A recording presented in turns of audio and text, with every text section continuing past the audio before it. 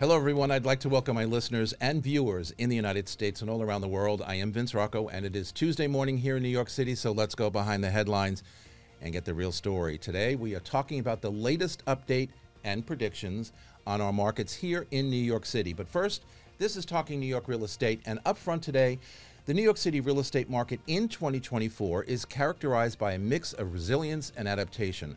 Despite fluctuations due to economic uncertainties and rising interest rates, the market remains at a standstill. The luxury sector, however, is performing well, with notable transactions in high-end condominiums and townhouses.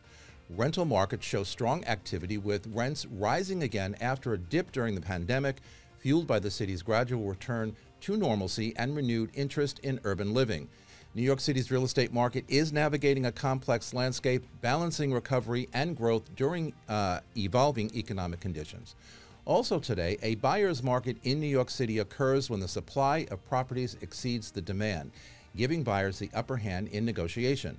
In these markets, property prices typically stabilize or decrease, providing more opportunities for buyers and investors to find favorable deals. But guess what? They don't buy in these markets. We will discuss that and so much more as Talking New York Real Estate gets underway on this very hot, steamy Tuesday morning. Said it, Vince. And in the news this morning, borrowers are now facing more scrutiny by banks. Banks are combing through finance documents even more closely these days than ever, according to Jonathan Miller, who is president and CEO of appraisal firm Miller Samuel. In the current market, credit conditions are the tightest they've been in years, he says. Since the Federal Reserve began raising interest rates, credit has gotten even tighter as rates have increased. Banks are now often looking for reasons to back out of lending to you the money that they've already committed to, even up to and at the closing table. It's always about location, location, location, but you can get to Roosevelt Island by subway, tram, ferry, or car if you want to. But even though the island is just a 3-minute subway ride to the first stop in Manhattan, it's not on the radar for many New Yorkers or apartment hunters in New York. Part of the issue is a lingering assumption that apartment buildings on Roosevelt Island are all public housing, thanks to the island's former Mitchell-Lama buildings, which were built in the 1970s. But there has been several waves of new development and new construction, making the island a place that today's renters and buyers are now considering. All right, and Governor Kathy Hochul last Tuesday allocated $54 million to immediately restart work on the 2nd Avenue subway extension, which will bring the Q train from 96th Street to 125th Street in East Harlem. The new funding allows the MTA to reallocate utility lines along 2nd Avenue in preparation for the next phase of the transit project. The MTA stopped work on the project last month after the governor indefinitely paused the start of congestion pricing. The $1 billion in projected annual revenue from the program was intended to fund the project. From the top of a convertible Bing & Bing building only here in New York at 302 West 12th Street, the view from the charming penthouse condo is elevated even more by a sprawling wraparound terrace. It is asking $4.5 million.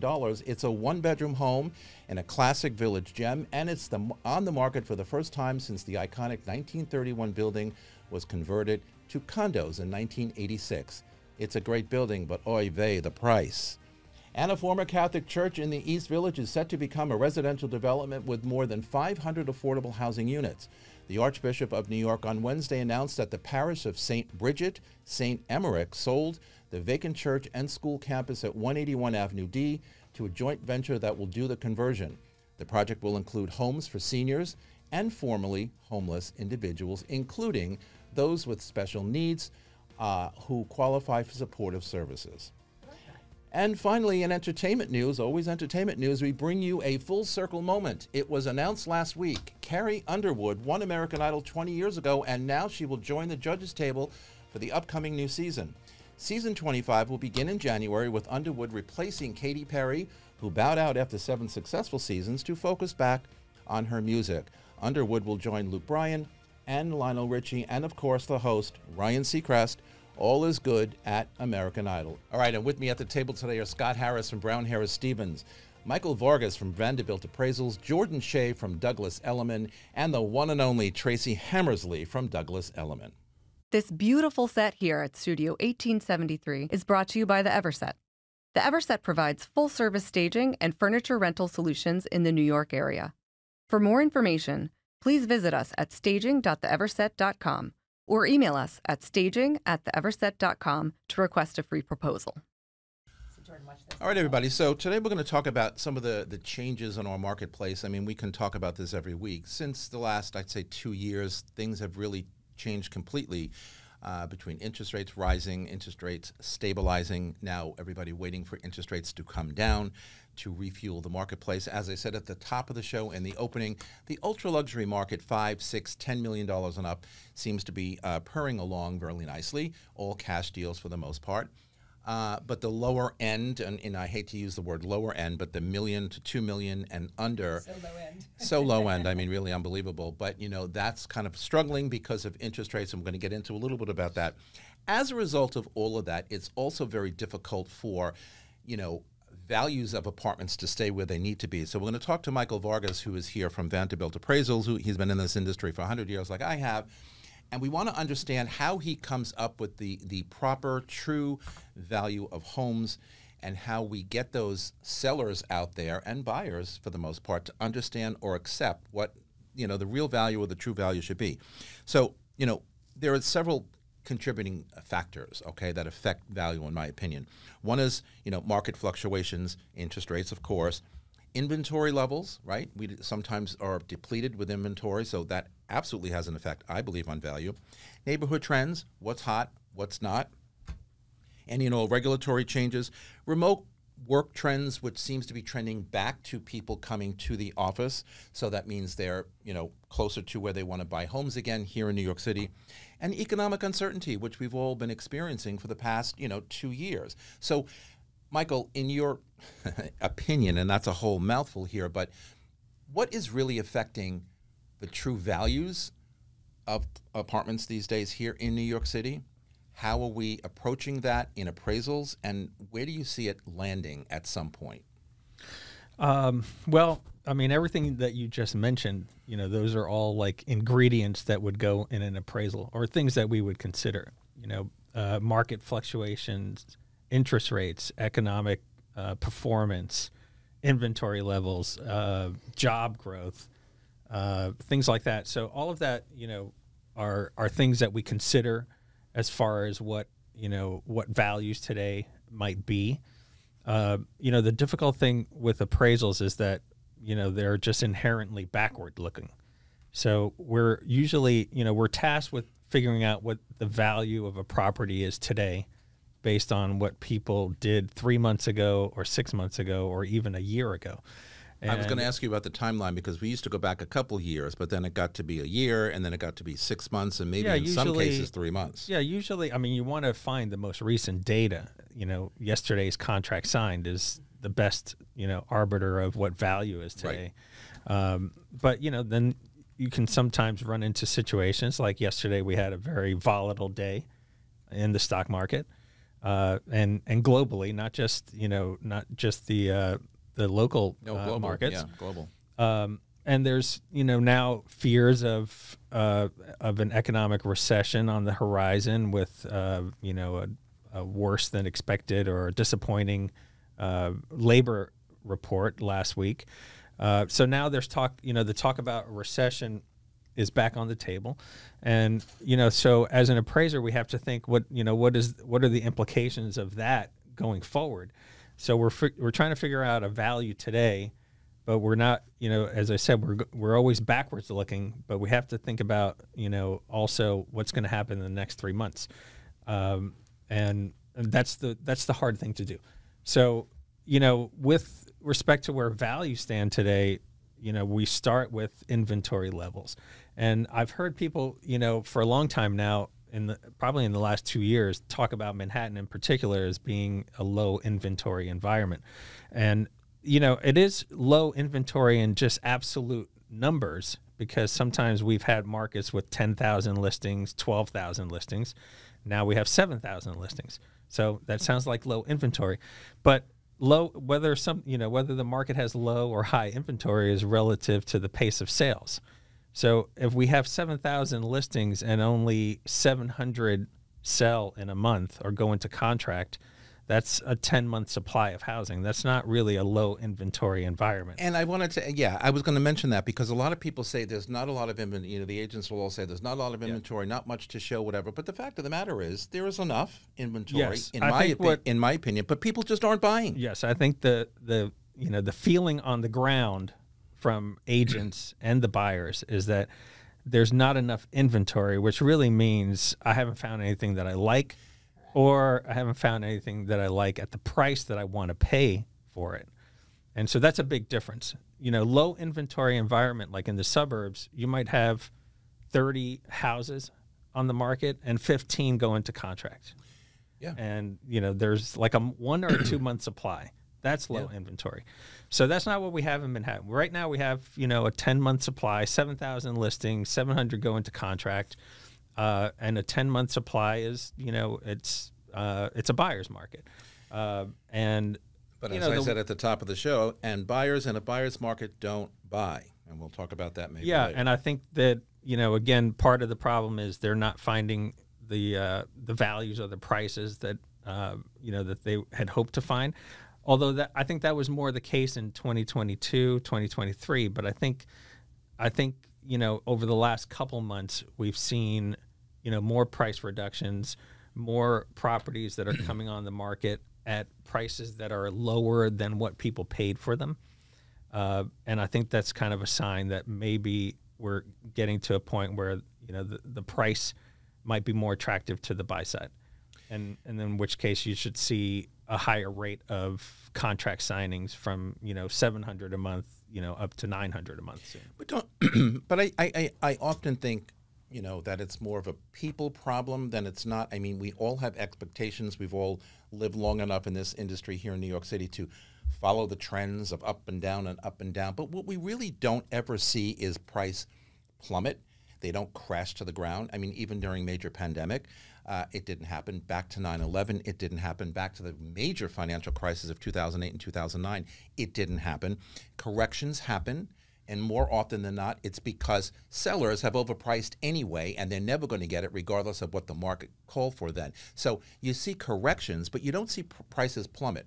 I do believe that buyers put an expectation in their mind, and again, this is my opinion, okay? The reason I think that they don't buy so quickly in a buyer's market is because they're still sitting back waiting for those prices to drop. Well, you know, Vince says the value of the apartment is X. I think it should be lower. Well, what you think it should be based on what the market is telling you it is, you're wrong.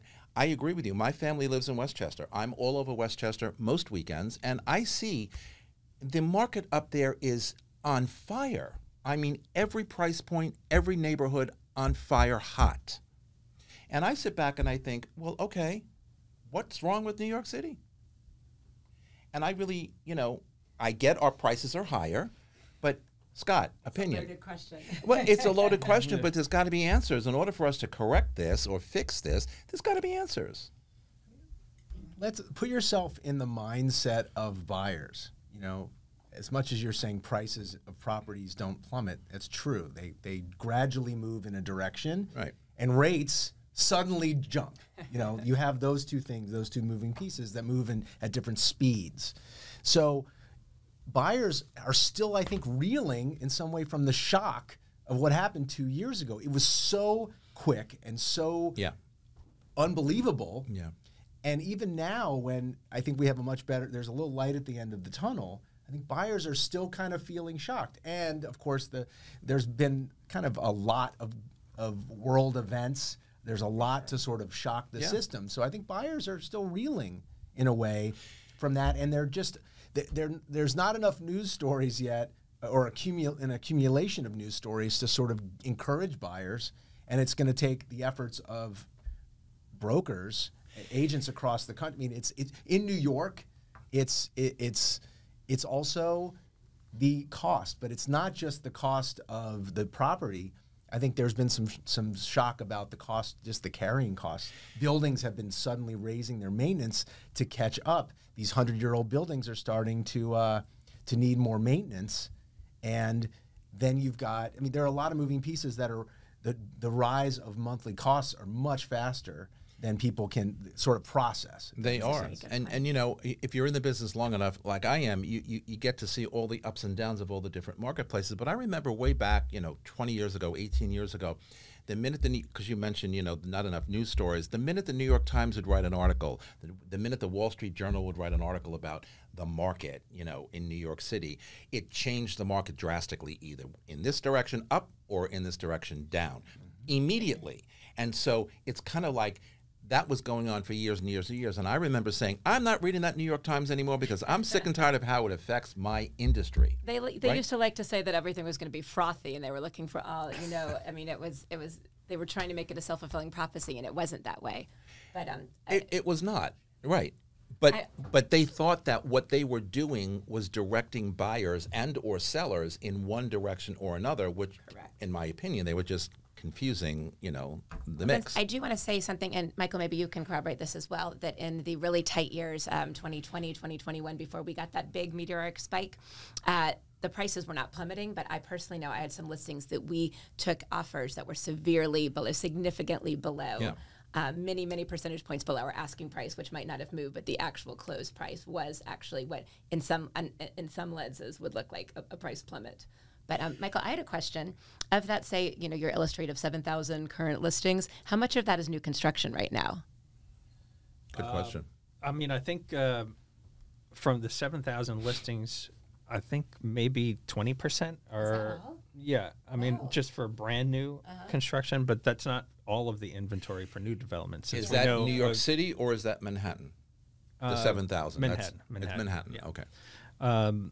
Yeah, I mean, I think continuing to build, and there's more and more new construction. Yeah, I mean, there's going to be more inventory that's not out there yet for the new condos, but you know, not to any significant levels that we're talking about a huge amount of, you know, shadow inventory for new development. We're not really in, you know, the new development market. I think over the last 5 years, you know, has reached the point where, you know, many of the buildings have had adequate absorption, and so there's not a, you know, there's not a huge shadow supply of unsold units.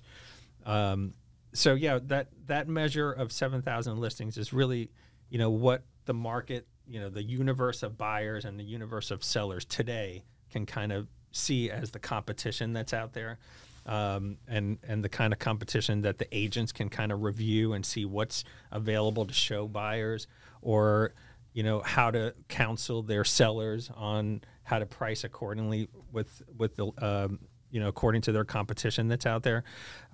So it's you know, it's a good level of supply, and the advantages to the buyers now, but it can change quickly. Those absorption rates can change, you know, if interest rates go down, and then there's, you know, less volatility in the market and a little bit more you know, certainty about the economic conditions, then, you know, getting to 1,000 contracts in a month now brings you down to a 7-month supply, and then you're back to neutral.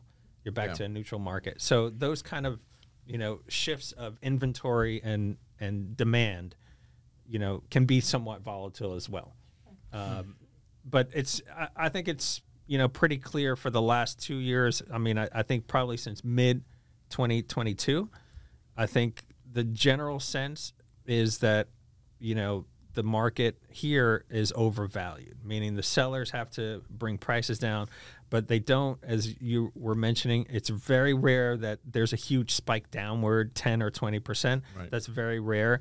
I mean, it's just an illiquid asset anyway, even though we kind of follow it the way the stock market, you know, yesterday, you know, a stock could be down 20%, and you know immediately from the day to day what its performance is.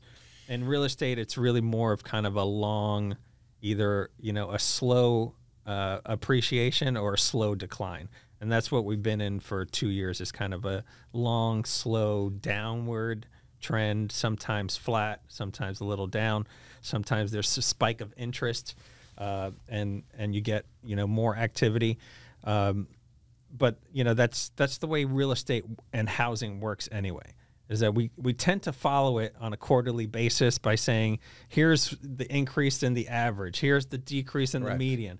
And we tend to track it, you know, the way we track the stock market, looking at it every day and wondering, what's it doing? But it's really, Step on the scale every day. yeah, it's just a It's for long people term. who don't have enough to do with their day. That's I right. get it. It's kind of crazy. But I do have a question for you based on and then I have one for Jordan on the new development side. The 20% that you say, apartments in Manhattan, new development, how many of those are unsold units like for a while ago and versus how many are brand new to market? Because we have not seen a lot of new developments opening these days. Yes, some have. But not a lot, and there's still a lot of older developments out there that have a lot of unsold units. So do you have any percentage difference on what's brand new or unsold? I don't really know. I don't have that breakdown. You should have prepared me with that question. Then I would have just done my came to me. research. Yeah, so I'm not really sure. I mean, I think what we've been seeing. You can with, say I don't know, but I'll get back to you. yeah, That's okay. What have we been seeing with what's been selling? It's it's been 50% co-ops, 50% condos. Yeah. And so, the inventory, the current inventory is probably similar, maybe 60-40, but a lot of the condos are resales. Yeah. And as far as a brand new unit that's never been lived in, where, it's being offered by the developer, they have competition also from, units that were maybe purchased 3 years ago or even 5 years ago. I mean, really the new development market is like a 5-year cycle from the time, start selling and marketing, let's say in 2018, 2019.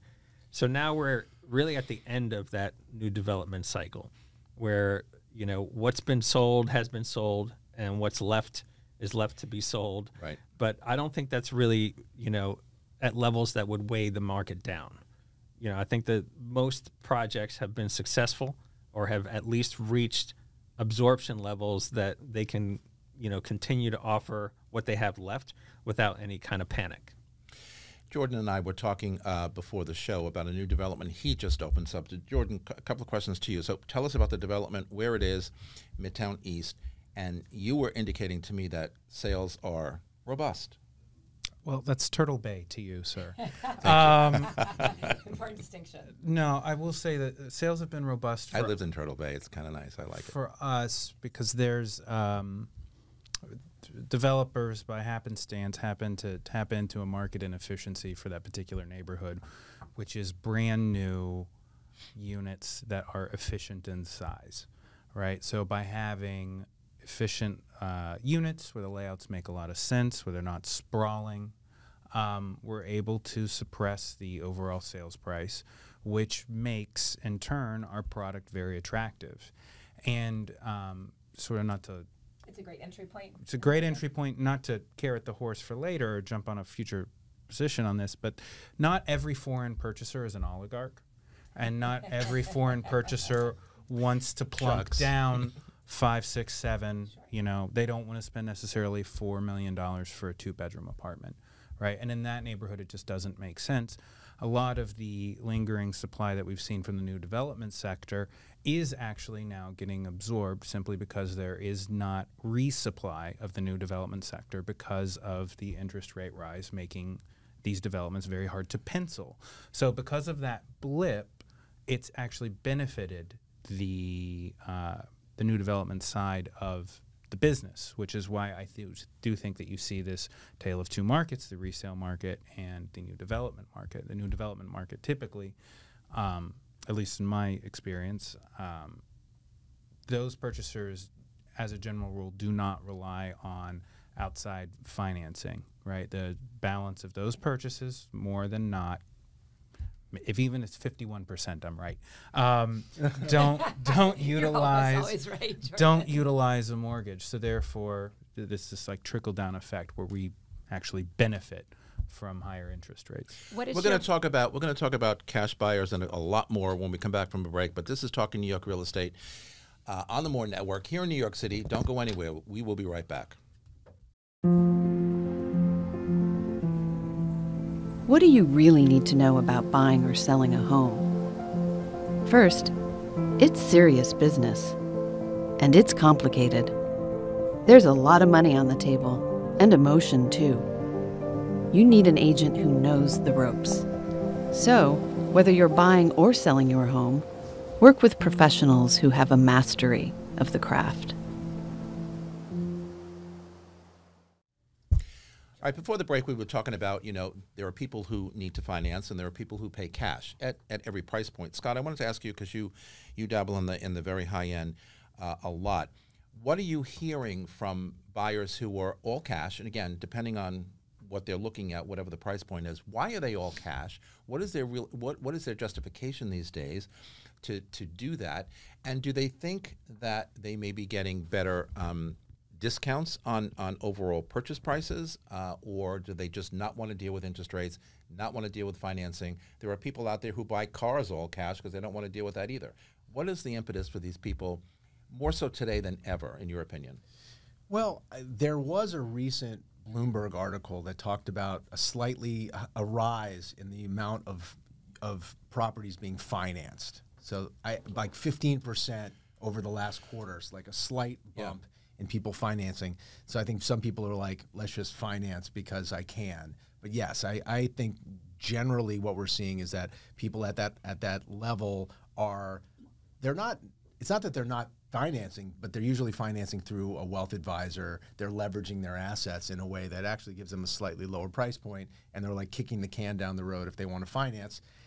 If you're buying a primary home, there's some tax benefits to financing. So people usually finance up to that level, but a lot of this is happening behind the scenes.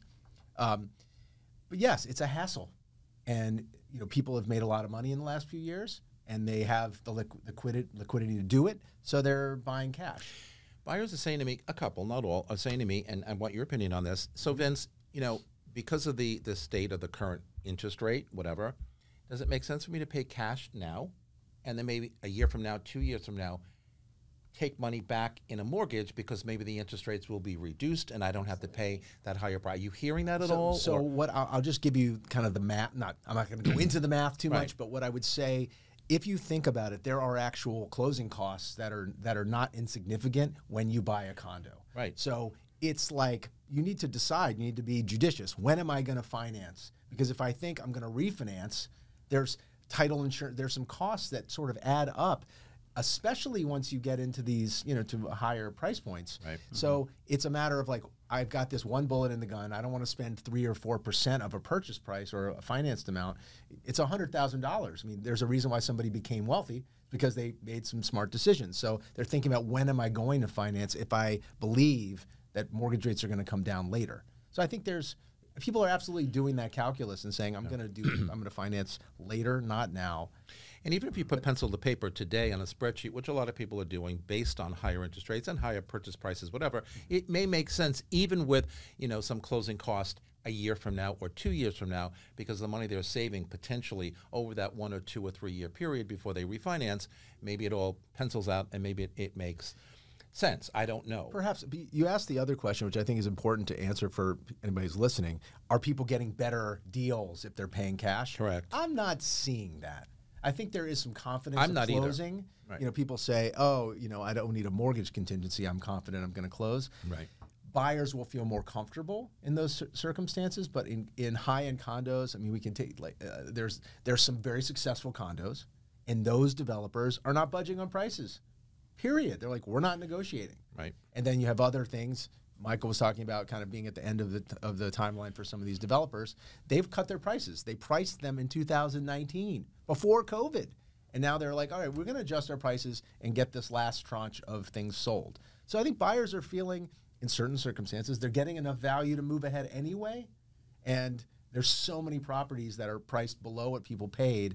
I think buyers are, the smart money anyway, is feeling pretty confident about where things are right now and making moves. I agree. I would agree as well. I will say that I think that's a difference between new dev and resale, is that cash is king regardless. I mean, if by chance you have multiple bids, you're going to go with the cash buyer no matter what, or I always would if all other things considered equal. But in resales, maybe there are definitely developers who are not budging with their new construction, even if it's a cash buyer. But I am seeing that we are negotiating, at least my sellers are negotiating a little bit more if someone is cash and can guarantee a quicker closing. Like I do still see a little advantage there. Not a sick discount, not as some cash buyers might want to come into the market thinking, but a bit of a discount for resale. Tracie, I was going to ask you, Michael mentioned before, one of the factors that contribute to the, the value of the home and how things appraise out at the end, Sure. Before, closing, whatever.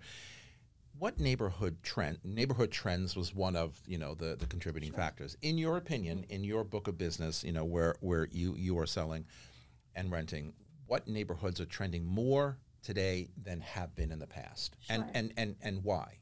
Well, I would say, you know, definitely the tried and true neighborhoods are still holding up their value. The West Village, downtown, certainly anywhere in the park on either east or west side. But Nomad definitely had its moment.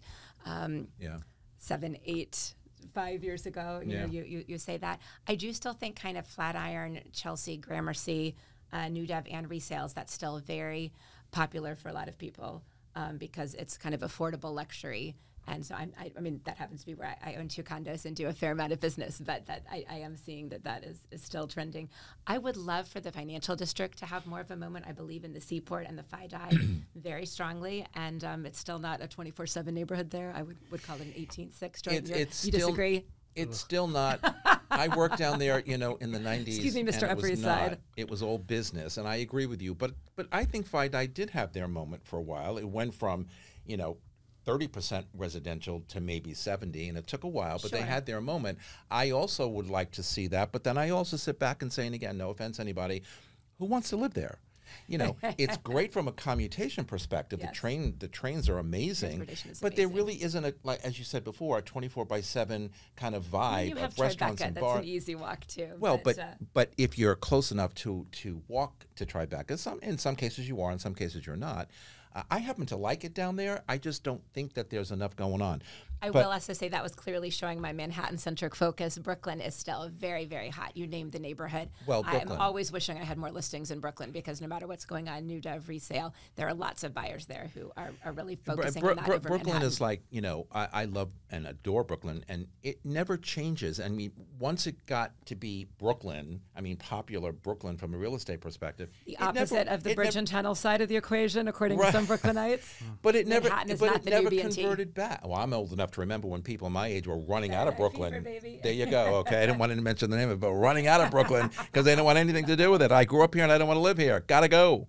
I love it. If I can go that way myself, I would. Jordan, in your opinion, what are trendy neighborhoods in your book of business right now that are, you know, hotter than maybe 6 months ago or a year ago? Turtle Bay. Kips Bay. Man. Gangbusters, to quote myself. Everyone moved to Turtle Bay. Did you say to quote yourself? Yeah. Thank you for underscoring that. make sure I was going to say, thank you, Scott. He did say that. He often quotes himself. Yeah, The smartest to person quote he me. knows. I've just seen a lot of interest in the Upper East Side over the last 18 months, I'd say. Yeah. That's really Another just an neighborhood that's interesting- come and gone. It Right? has Yes. their cycle's a back. bit longer than most, but it's come back. Listen, the Second Avenue subway train made a huge impact. It certainly and did. finally kicked in. It absolutely did. You know, I would almost say that traffic congestion made a larger impact because people who send their kids to school up there, the amount of time that they would spend in a car. You used to be able to commute from Tribeca, take your kid uptown to school, and now it's just such a hassle and you can't really do it. So it's just better to live in the neighborhood, right? And many people have come from Tribeca downtown for school purposes to the Upper East Side. And for that now reason. there's finally luxury and hyper luxury new product on the Upper East Side, which we can I was gonna say thank that Neftali for. you Yeah, know. exactly. I was going to say that no, the Tyler's other, a genius. I think the other thing, you know, that has kind of promoted, you know, a resurgence there are those, you know, 3 or 4 super high-end buildings Oh yeah. along 3rd and 2nd Avenue, because that also brings neighborhood services. It brings better restaurants, better bars, better stores, Brings everything. better shops. So Yeah. Which always had a great vibe up there anyway, but you're right. It's bringing even more. But from your perspective, Michael, what when you look at all these deals that come across your desk or through your office, where are most of them happening? You know, the brokers are telling us where they're seeing it from their perspective, but where are you seeing more of it, you know, from a collection of deals? Right. I think we really, I mean, you know, most of the appraisals that come through, they can be anywhere. I mean, we have, you know, we're seeing some new developments uptown that are doing well. You know, downtown and as you were mentioning, kind of the gold standard neighborhoods, there's always some activity. I would say probably, where we're seeing the fewest deals is probably not Turtle Bay, but Sutton Place, Sutton, Beekman. Oh, yeah. And That's parts of the Midtown. That's a East. very small, Yeah. enclave of, Exactly. it has movement and it doesn't have movement. I get it. So I mean, I don't think I Beacon haven't really Place. seen any particular neighborhoods that I would say are dead. In terms of the activity. And again, it all relates back to where are the prices, and have sellers readjusted those prices, because that can lead to a flurry of activity. But I think that those particular neighborhoods are probably where we see the slowest activity. I've been shocked to see the lack of activity in Harlem, actually. Correct. Which side? And West Harlem. Townhouses, things are lingering on the market for a long time. And Too expensive. What occurred to me is that, well, like everything else, that bubble keeps getting bigger, and I think that's exactly it's been a bit of a anywhere that's really like a strong value play. When that's gotten most impacted by rates. And I think that's ultimately as rates really subside and people, because there was a flurry of people going from the Upper West Side to West Harlem because it's so convenient, and you can and great restaurant, everything is great. And then there was just this pause. I think a lot of sellers want to sell, and they're just reluctant to go into this market. And, I'm having lots of conversations. When's the right time, Scott? When's the right time? And we're just kind of looking at it. So it's an interesting, it's an extension of the Upper West Side. It's always been, but the past several years, decade or so at least, it's gotten even more of an extension of the Upper West Side. It's a beautiful area, but I think the prices got a little out of hand. Just like anywhere else. Columbia contributed to that, right? Well, absolutely, and things happen. But I want to ask you though, Scott. Foreign buyers, are you seeing a lot of international foreign buyers come through again? And I was talking to somebody before the show. They never really went away, but they really kind of stopped buying, more so than domestic buyers. And the Russians did kind of go away for a little while. They did, but are you seeing an influx in that again, or no?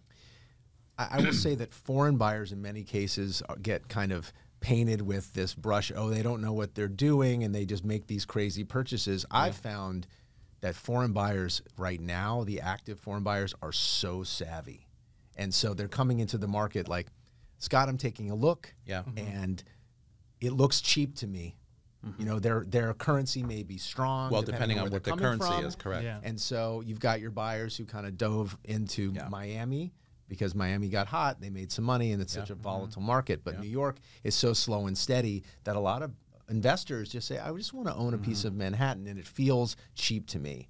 And so, like, we have buyers coming in later this week, next week. People are in town. Usually they're on vacation, and they're trying to make a purchase at the same time. But they're not overly pressured to do it. But I think a lot of buyers, or foreign buyers in particular, are feeling like Manhattan is on sale. And I don't disagree. I mean, I really think we're in some cases, depending on price point, I think we're kind of past the bottom. I actually kind of like that. And Manhattan on sale. So with that, we're going to take a break. We're coming right back. We're going to talk a little bit more about that. We're going to talk about rentals, and more importantly, what all of our predictions are as we go from August of 2024 through the end of the year. This is Talking New York Real Estate on the More Network. Don't go anywhere. Okay, everybody, we are back. So I want to talk a little bit about the rental market. As I said at the top of the show, post-pandemic, people coming back into the city, or whatever all of that represents, we've seen prices in the rental market skyrocket. I mean, inventory depleted. The rental market continues, in my opinion. We had a little bit of a slowdown, continues to zoom and boom. Tracie, what is still driving that increase in price and people wanting to be here? A number of things, Vince. I would say there have been a lot of renewals. There's not been a lot of new product coming on because a lot of tenants are just staying. It was easier. It was so expensive to get into a place. We have a couple of listings for different landlords of ours that we have rather optimistically raised the rent, and all of the tenants, with that exception, after a little pushback, have said, nope, we'll take this additional $1,000 a month or whatever it might be, depending on the price point. I also think that because things are so confusing on the buyer's side market, that a lot of people are opting to continue to rent. And most of the new construction, although you guys please correct me if I'm wrong, I think is still focused on the condo market as opposed to a lot of new rental market. So there's not as much new rental inventory, new rental product coming on that there might be for the demand. So those are my kind of quick takes. And do you see that continuing to trend rather up, or do you see it flattening out at some point, or at some point when the interest rates, either go down or at least get frozen where they are?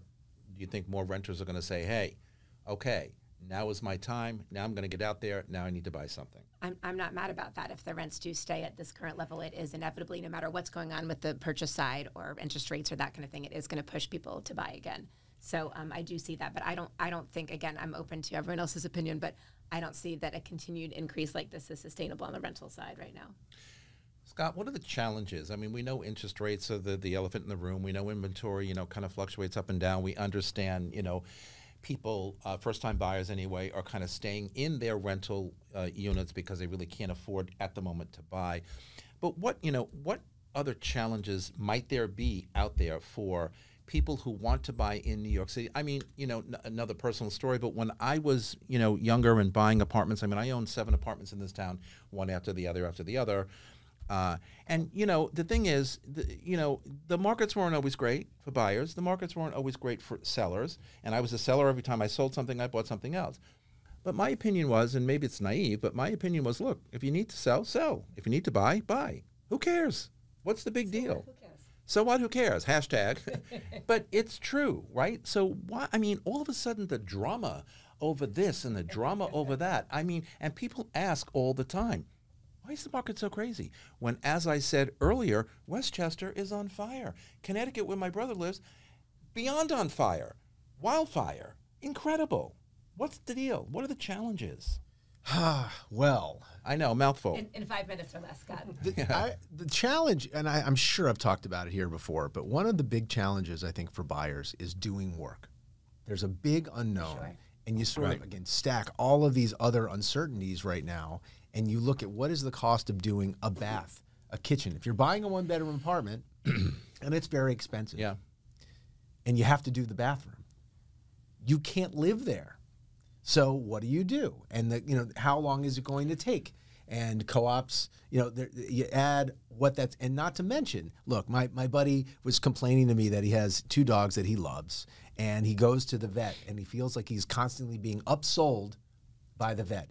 The medicine. Oh, do you want another shot of this? Everyone's like, I can't get out of the Not a vet. good puppy father. I can't get out of the vet for less than X amount, a couple $100. Somebody told me last week, $600 in the vet for nonsense. Right, and so people, there's a little bit of mistrust out there about what is the renovation going to cost, and so they're going to have to find a contractor to do the work. So I think that's a big unknown, and there's so much property. I agree. The number of properties on the market is a reasonable number if you're looking to buy. However, what's the condition of that property?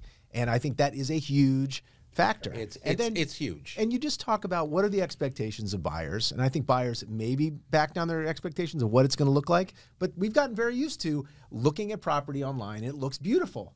Every single property that's whether it's renovated or not has virtual staging. Mm-hmm. They go in and it's depressing, and so I think buyers are just trying to, again, it's just so much to get over the hump that we talked about.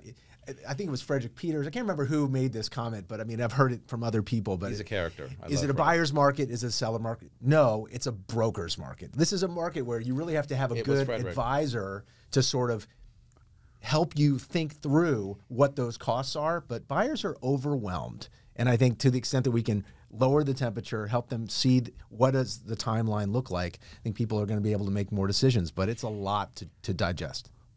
To your point a little bit about the resale market and the apartments that need work, I think people in general, the consumer now, is very commitment phobic because it is a long-term commitment. A mortgage is 30 years. Not just That's in buying houses, time. my friend. You know what I'm saying? So they're afraid of making the wrong choice. They're also afraid of taking the ugly duckling, right? They want that apartment. If they're going to transition from a rental apartment, they are renters, and we're talking specifically only about first-timers. If they are renters now, they want that first purchase to be their perfect apartment. And that perfect apartment is a visual aesthetic. And I really think this has changed entirely. Right. I mean, you could look at, like, I have a much younger brother who, who's all of his friends are getting married, and I love all his friends. And they're like, I got engaged. I'm getting married in 2.5 years. You're like, what's going on? Yes, I agree with you. I think why there's wait? a, I bet you why they, are you waiting? I What are you bet waiting you for? that they found their future spouses on an app that they were searching through a catalog that is a visual catalog, right? And I think that We are in sort a of very behavior, visual that business. behavior changed how people purchased properties. I really do think fundamentally. Well, I think that, listen, I mean, I think the advent of social media, I think the advent of these dating apps, I think the advent of everything visual has made us more visual, including looking for homes. And Scott's right. All these virtual staged apartments, the only problem I have with virtual staged apartments is when people walk in and they say, what happened to the furniture? Did the seller move out again? And I'm like, did you read the text? In bold letters, thing has been virtually this is staged. virtually staged. No one reads. And the staging has gotten really good. in It's the last gotten couple really of good. years. Absolutely it has. Photorealistic. Yeah.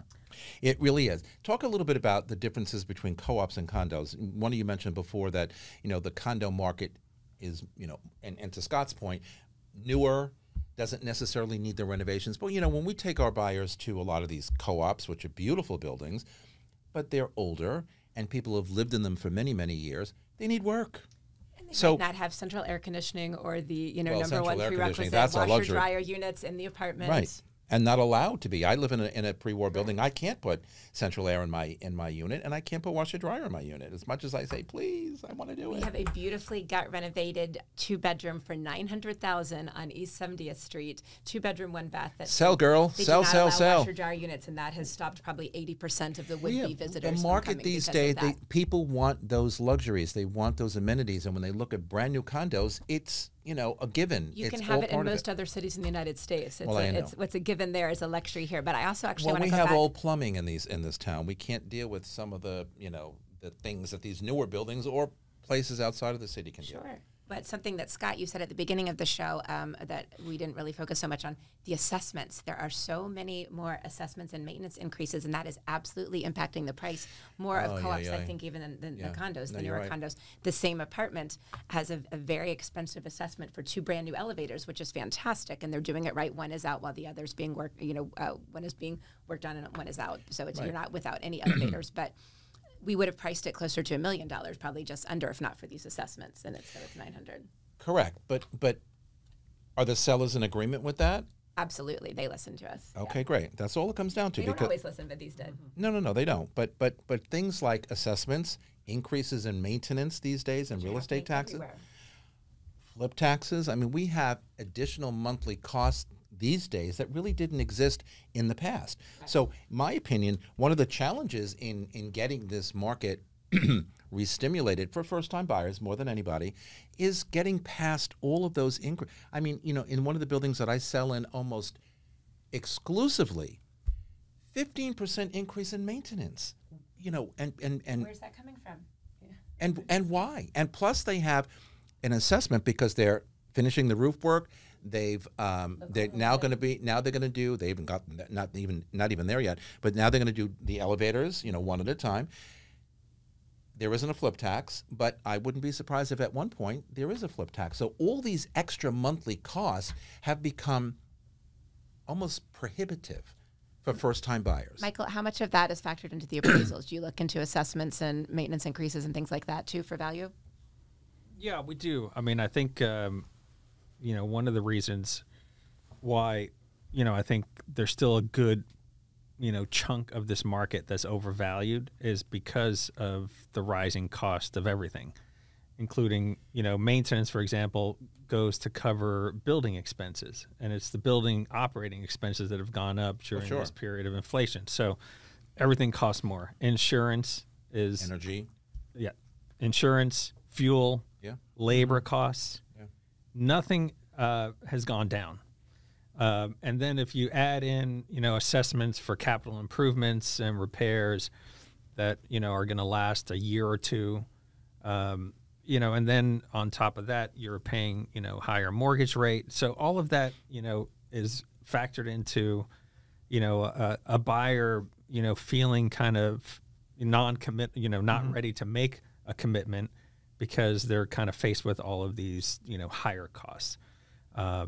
And so if you look at a price and you still think, well, okay, that sort of looks like a decent price based on comparables or what I've researched, if you're a buyer looking at StreetEasy for comps and things, but then you start factoring, okay, what's it going to cost me on a monthly basis? That begins, where can you find the savings? You're not going to you can't bank on maintenance going down 10% or 20% while you're owning this. Somebody said it before, what goes up never comes down. That's right. So maintenance never goes in the other direction. No. Assessments are sometimes ongoing. And even on the condo side, the building expenses and the common charges that cover those have all increased. So those are higher. Real estate taxes are higher. Your ability to deduct those taxes are capped at $10,000. So you're just always, hit with all of these costs, and you're trying to figure out, where are you going to find the savings? It's got to be at the purchase price. Right. Right. Yeah, exactly. All right, let's talk. We have a few minutes left. Let's talk about predictions. Scott, where do we go from August of 2024, where we are now, to the end of the year, in your opinion? It's one of the most interesting and weird moments because you have a couple things happening right now. You've got the election, which has been unbelievably noisy, and you have the NAR, noisy, I like that. the NAR settlement yeah. starting to go into effect. Yeah. So buyers. So I mean, what do I think? I think it's really predicated on rates. If rates start to tick down a little bit, I think buyers will be encouraged, and I think it's up to the brokerage community to really step up and be educated and help guide them. But I think ultimately we're going to end the year probably about flat to where we are with much more activity. And I think people can't wait forever to buy. I and 100% agree. There's with this that. backlog. People can't, obviously, if you want to buy a house in the suburbs and you're renting here, you're not the buyer. But there are other people who want to buy here. And at some point, like the dam breaks. And I think we'll start to see a little bit of that. Jordan, predictions? I tend to actually agree. I don't think that we're going to see a significant decrease, which ordinarily we would have in a presidential election year. But I think that there's so many factors in play. I just think we stay absolutely stable. I don't actually think that we will decrease significantly. We might see little spikes, right? Flurry of activity might get a little frothy, but overall, Frothy's not bad. we'll stick with our current trend line until the end of the year. Tracie, Hamersley. There, my name. We're really good friends. I like to be a dissenting voice, but I have to agree. It's spot on. I'll be interested to see if, say, February, maybe after everything is cleared, we have an inauguration. There is always the uncertainty that comes with the volatility of any election year, not even factoring in everything else that you had mentioned, Scott. But yeah, I agree. I think flat with hopefully more activity because we will see, at least in September perhaps, some interest rate drop. We can only be hopeful. Michael, predictions. He only looks backwards, though. Exactly. Yeah. Yeah, can we talk about What are you going to see in 6 Can we talk months? about January or February? I mean, we do live in interesting times. I mean, the last, 6 to 8 weeks have been kind of mind-blowing in terms of things that are outside of real estate.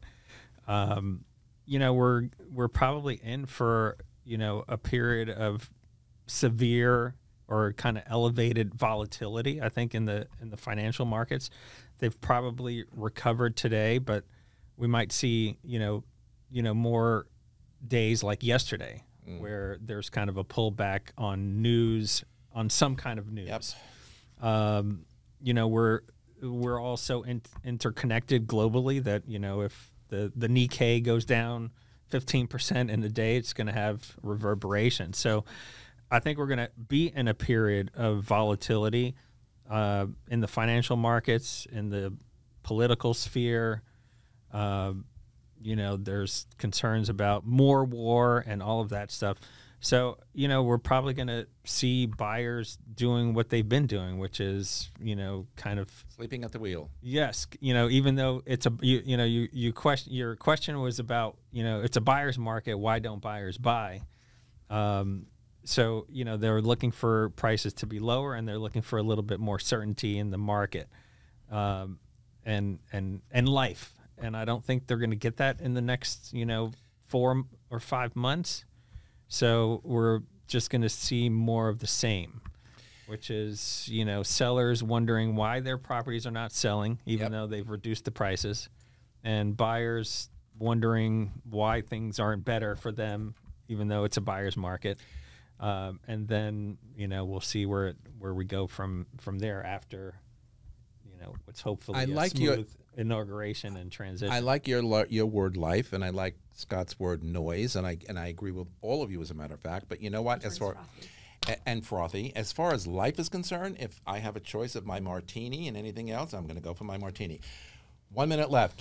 Scott has a podcast on our network, the More Network here. Scott, tell us quickly about your podcast, what it's called, where to find it, and what you talk about. Okay. Well, the pursuit of home, the way I describe it, is real people buying real estate. So we're dealing with all of the psychological, all of the emotional issues that are behind the scenes that no one talks about. What are they going through? I mean, that's all I'm thinking about is the human aspect that doesn't show up on social media. So we're having conversations. What are these little things that people are going through? Unvarnished reality. What's that? The unvarnished reality. The reality. The reality. The actual reality. The actual reality. I love that name, Pursuit of Home. Yeah. So that's really what we're dealing with. And then we bring in people to talk about certain elements. So, somebody's, kind of talking about how they turn decluttering their home into like this act of service. Then we're meeting with an actual organizer to talk about how this is true for lots of people and how you can really, that's just one example. But people are going through all sorts of stuff, and we talk, every episode's a little bit different take on these things. I listen. It's a great show. You should take a listen on the More Network. Can I say one available quick thing, whenever? Vince? Sure. Just to quote my girl Taylor, you can always move to Florida and buy the car you want. Florida is still a very exciting market as the Florida Madame broker in the Florida room. over here to my right. Madame Florida. We're talking New York real estate, but yes. Yes. But come on, it's the sixth borough of New York. It is all connected. Yes, We're all it family is. here. All right, listen, we're way over time. We're coming right back with my thoughts for the week. interesting. Don't go anywhere. Okay, everybody, we are back with my closing thoughts for this week. The National Association of Realtors recently agreed to a significant settlement amounting to $418 million to resolve multiple class action lawsuits over real estate commission practices. This settlement addresses claims that the NAR's rules inflated buyer broker commissions, resulting in higher costs for home sellers. The settlement includes several key changes and how commissions are handled in real estate transactions. One of the main changes is the elimination of the requirement for listing brokers to offer compensation to buyers brokers. The National Association of Realtor members and MLS users must implement these changes by August 17th. This shift is expected to alter the dynamics of how agents get paid, potentially reducing overall commission costs and affecting the real estate industry significantly. The settlement also mandates that agents working with buyers must now enter into written agreements with their clients before touring properties, ensuring clarity and transparency regarding compensation. While this settlement resolves litigation brought by home sellers, separate lawsuits that are being filed by home buyers will continue. The changes are seen as a move to increase fairness in real estate transactions, although some experts predict it could lead to a decline in the number of practicing real estate agents due to reduced commission revenues. I'm keeping an eye on this, and we will report so much more after August 17th. And that's our broadcast for today. Thanks to my guests for being here on set with me. You can follow me on Facebook, on Threads, Instagram, LinkedIn, or TikTok at Vince Rocco, or my website, thinkvince.com. Nelson Mandela said, "The greatest glory in living lies not in never falling, but rising every time you do fall." And from all of us here at Talking New York Real Estate and the More Network, to all of you all around the world, thanks for spending a part of your day with us, and I will see you next time. Goodbye, everybody.